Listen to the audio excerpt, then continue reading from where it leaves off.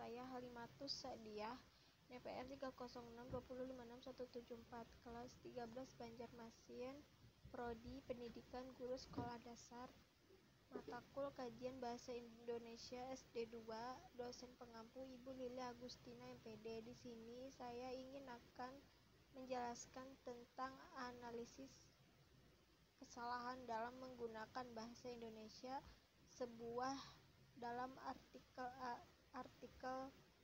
jurnal. Nah, langsung saja saya akan menjelaskannya dengan inti dari analisis kesalahan dalam penggunaan bahasa Indonesia sebuah artikel jurnal.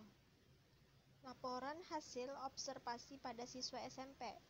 Yang pertama, hasil penelitian dan pembahasan.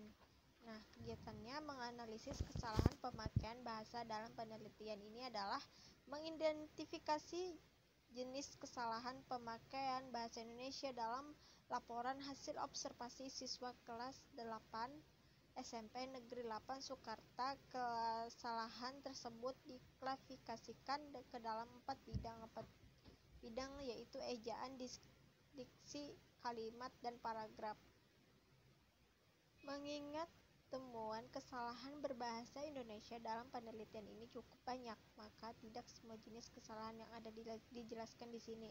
Nah, penelitiannya hanya menjelaskan kesalahan berbahasa dalam laporan hasil observasi siswa sebagai contohnya, yaitu yang pertama kesalahan ejaan, yaitu contoh temuannya A. Danau ini terletak di Desa Candi Kuning, L1 isi CPA 1K1. Yang B-nya Faheman Radia Pustaka dirikan pada tanggal 28 Oktober 1890 oleh KRA Sorodingrat 4 L10 isi AP2K1.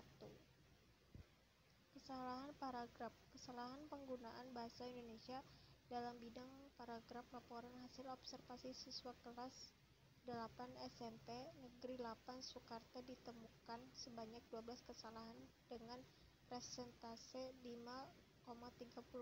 Kesalahan tersebut mencakup masalah koherensi dan kelengkapan dalam paragraf. Kesalahan lengkapan dalam paragraf merupakan kesalahan yang paling banyak ditemukan dari hasil penelitiannya. Nah, di sini ada juga dalam kesalahan kalimat yang sudah saya analisis dalam artikel jurnal. Penulisan kalimat dalam laporan hasil observasi siswa kelas 8 SMP Negeri 8 Sukarta tentu tidak terlepas dari berbagai kesalahan karena tidak memperhatikan kaidah penulisan dan syarat dalam penulisan efektif. Dalam penulisan kalimat efektif ini harus memenuhi berbagai syarat. Terkait syarat-syarat kalimat efektif yang harus dipenuhi meliputi ada 4, yaitu A. Kesatuan gagasan, B. Koherensi atau kepaduan yang kompak, yang C. Kesejajaran atau paralelisme, dan D. Kehematan. Salah satu contoh temuan kesalahan kalimat efektif dalam laporan hasil observasi siswa kelas 8 yang contohnya yang pertama, Wisma ini difungsikan sebagai tempat istirahat para tamu-tamu negara, L1 isi F5V2. Itulah penjelasan dari saya tentang kesalahan dalam bahasa Indonesia, analisis dalam artikel jurnal yang saya sudah membaca dan saya sudah menjelaskan. Terima kasih. Saya ucapkan wassalamualaikum warahmatullahi wabarakatuh.